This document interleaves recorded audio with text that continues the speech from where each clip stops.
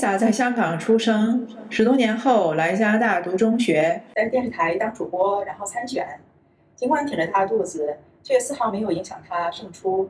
生了2胎后，她成功连任，而且得票率超过80%。她是怎么做到家庭事业两不误的呢？让我们来倾听她的故事。It was really painful when talking about meeting deadlines. Usually for news anchors, we don't have that much pressure. Usually it's for reporters because we have to package the whole story before the news deadline. Let's say our main newscast is 7 p.m. So we gotta basically package everything at least 15 minutes before. But there's many times that actually it was already aired. We're still working on a story. So it was when I knew that mine was the headline news, and that definitely has to be right the first one after the opening. But then I wasn't able to deliver. I was still editing. I was still making all the final corrections and stuff. So I was just trying to we'll just let them.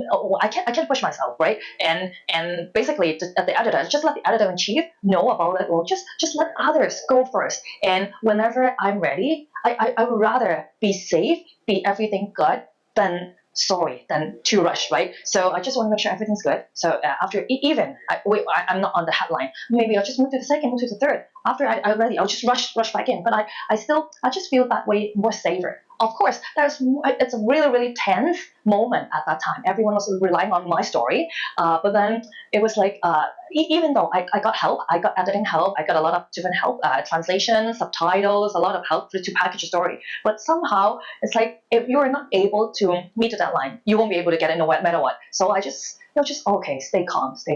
And I just pray everything goes smooth.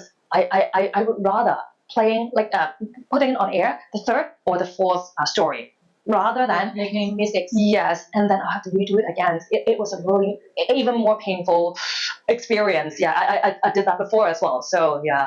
So you mean being a journalist is harder than being an anchor?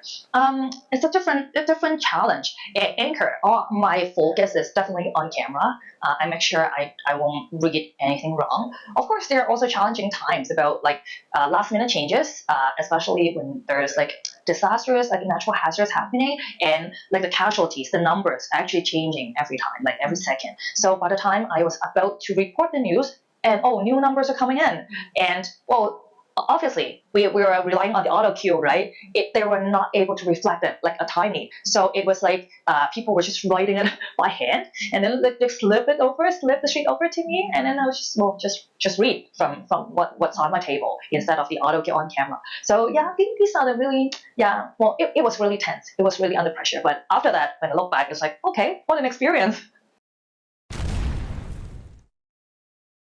Usually, it's the first 3 days of the week. It's all about meetings, and the other 2 days will be residence or community engagement. And basically, weekends, the two weekend days, definitely a community event. So it's always a 24/7 job to me. This term, I was just saying to myself, I was trying to balance a little more between work and life, because I still got my young family to take care of.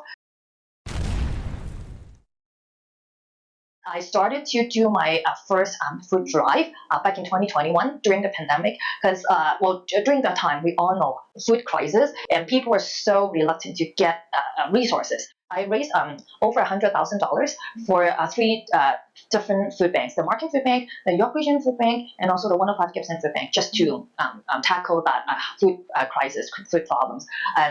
And also for the I would say this PPE supplies during the pandemic, I also distribute 1,500 care packages to those who were actually reluctant to get out to get resources. So mainly they are seniors. I was organizing it through a drive-through thing where people can drive their car and just get the package and leave. So it's contactless.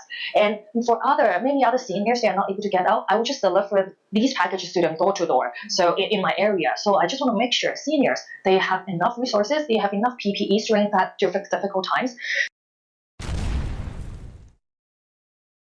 Yes, I do have some residents and my friends, personal friends as well, coming from Hong Kong to Canada just to settle. I would say, if they were in need of any settlement services, we got tons of resources available through many other like CICS, GCCSA, and CFSO. These organizations, they were actually very great to help people settling in Canada. So yeah, just feel free to reach out to them, or if you have no idea where to go, just reach out to my office. I can direct you to go for more information. But first of all, I guess a lot of people, the most struggling part definitely is finding a job and finding a house.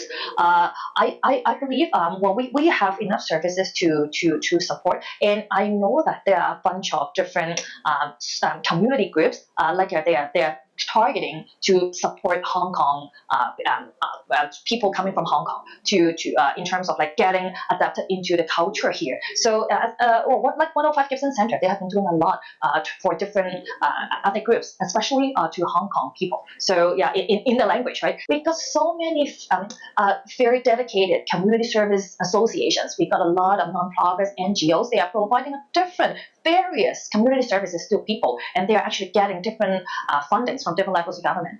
However, people are not aware, like housing services, like counseling services, like medical services, a lot of them. So what I did, and I'm doing, and I will continue to do, is to just advertise for these local associations, like nonprofits, charities, what they have been offering, like senior services, and a lot of people, they are not aware. Oh, actually, Care First. Let's say Care First. They are having medical services. They are having counseling services as well. Many of them are not aware of. Oh, actually, 105 Gibson Center is a community center. They have a lot of sports programs. They even have food banks.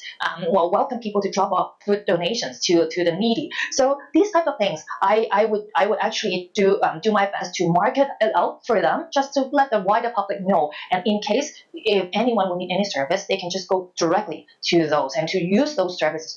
We just don't want those services going waste, right? So 感谢您的收看，请在下面留言、点赞、关注我们。